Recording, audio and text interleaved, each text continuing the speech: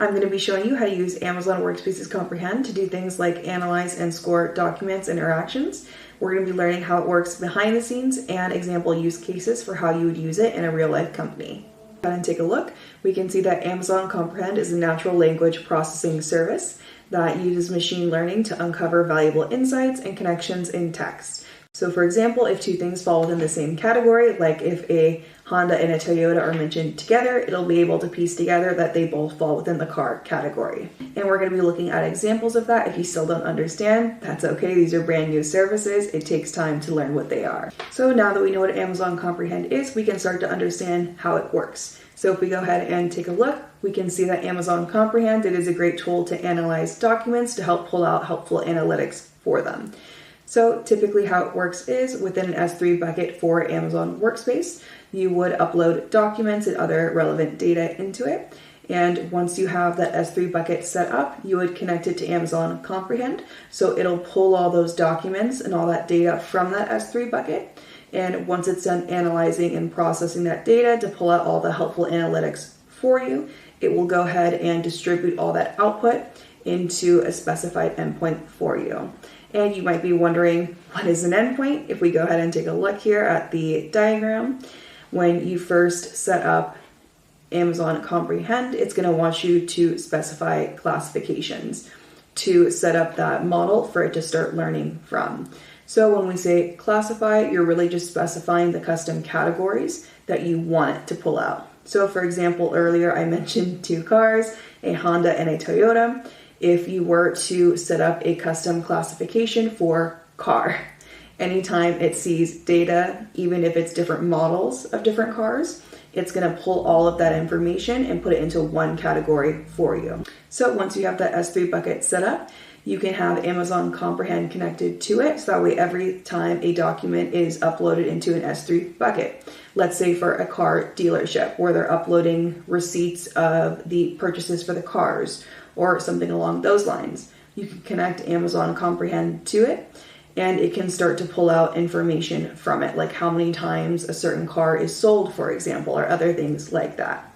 And once it identifies all of those categories and data like key phrases, transactions, things like that, it can officially put that output to an endpoint that you later on specify.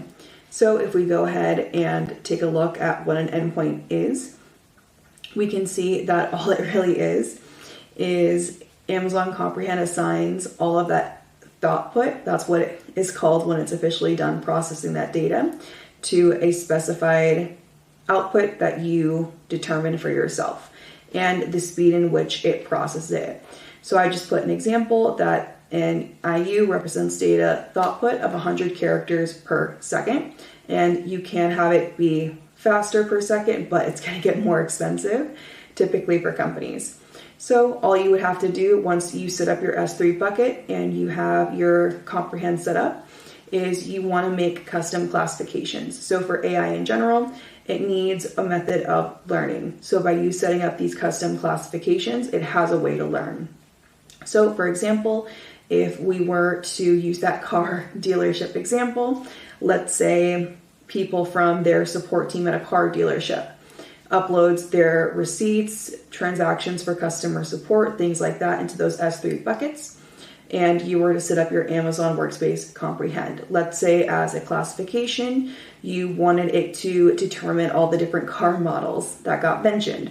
So as a classification, you can put one of them for car. So every time it mentions the word car, it's going to analyze it and it's going to count for you and highlight exactly how many times it was referenced. So that's all a classification really is. That's you just specifying exactly which information you want it to pull out from these documents. So once you have your custom classification set up, you can officially purchase your endpoint. So again, for those endpoints, it's just directing Comprehend for where to put all that data that it just processed for you. But now that we understand the basics of what Amazon Comprehend is and the basics of how it works, we can officially create one ourselves. So if we go ahead and take a look on our computer here and we log into our dashboard, you go to the search bar in the top left-hand corner, and if you just type up Amazon Comprehend, you should see it. You just want to select it. and it's going to take you to the landing page. You just want to select Launch Amazon Comprehend. And once you're there, you want to navigate to the left-hand side in the customization section and choose Custom Classification. And we're going to choose Create a New Model because, again, like I mentioned earlier, for these classifications with AI, it needs models to learn from. So we're going to click Create New Model. And once we've hit Create New Model here, we can go ahead and start to specify our requirements. So for this example, we're going to do it a little bit different. We're going to say it's for a news company. Let's just say they want to start classifying all the data that gets inputted into their articles, or for customer support, things like that. So we can go ahead and name our model news because that's what we're specifying for news, articles and things like that. And for our version name, we can just say 1. And if we go ahead and scroll down here, it's going to ask us for the data specification section. So for this one, I'm going to choose under classic mode, we'll say multi-label mode. So for the label mode that you want, that kind of just depends on your preference. But for this example, we want it to be multi-labeled. So that way you can see them in different categories and just see it overall in much more detail. And we're going to go ahead and scroll down here and we're going to say for the training data location, that's basically just asking for the model where it's going to start to build and learn, where we want it to pull data from. And if you don't already have an S3 bucket made, you want to go ahead and make one. In this video, I'm using AWS Skill Builder just to avoid charges in the long term, but you don't have to. You can do this on your own personal AWS account. It's just because I use it so frequently and for such long periods, I'm just doing it in Skill Builder just to save money. But if you tear it down right away after, you don't have to worry about that. But if you don't have that S3 bucket, like I mentioned, you want to go ahead and make one. Once you made your S3 bucket, you can go ahead and specify that here. And it's going to ask you for the location. So I'm going to click for training data location as the source where I want it to pull that data from. We can scroll down. It's going to ask us to specify our IAM role. So for this, I'm going to choose an existing IAM role. For that role name, I'm going to do Comprehend Classification Role because, again, I'm doing this off my Skill Builder account, so it already set that part up for me. But if you don't have one, it's not a big deal. You can just go ahead and say, create one for me, and it will go ahead and specify it for you. And at the bottom of the page, we can go ahead and say, create. And once we've done that, it's officially been submitted. So something to keep in mind is, although this is relatively fast compared to other AI models for learning, it can take up to 35 to 45 minutes to officially train our model. So until it says officially completed and ready, you have to wait the full 35 to 45 minutes. And again, it'll say completed and it will be in green. It's just going to take a little bit of time. So after the 35 to 45 minutes, I would go back and check on your computer. And since we have time to kill the 35 to 45 minutes, we can go ahead and check out some of Amazon Comprehend's other features that are helpful so you can get more valuable insights for this service. So if we go ahead and go on the left-hand side and we choose real-time analysis, we can start to get an idea of how it processes data. So I went ahead and put this example here and I'm going to choose it to analyze. You don't have to put exactly what I put, you just want to put information where it has something to process. So for example, you can do things like put a company name, a phone number, a dollar amount, an email, a name, things like that, just so that way you can start to categorize them a little bit better. But I'm going to go ahead and choose analyze. And if we go down here on the tabs below, that's when you can select things like entities, where it'll start to list the level of confidence that Amazon Comprehend is detecting. So aside from basic documents being uploaded into S3 buckets to process for Comprehend, what a lot of use cases are for the service is for IT service desk roles, customer care, anything where it's really dealing with interacting with customers. they can use it and it will rate it a score based off what the AI thinks it is for confidence level. So that way people can start to process that data more when it comes to those customer facing roles. So if we go ahead and, like I said, go to the entities, it will actually give it a score for what you say. So if it detects anything that sounds strong and confident, it'll give it a higher score. Let's say if it was customer facing, if it was not confident, or if it was considered inappropriate, things like that, it would give it a negative score. Look at the other tabs. We can also see they have one for key phrases. So it's going to pull things like what was considered a noun, a verb, things like that.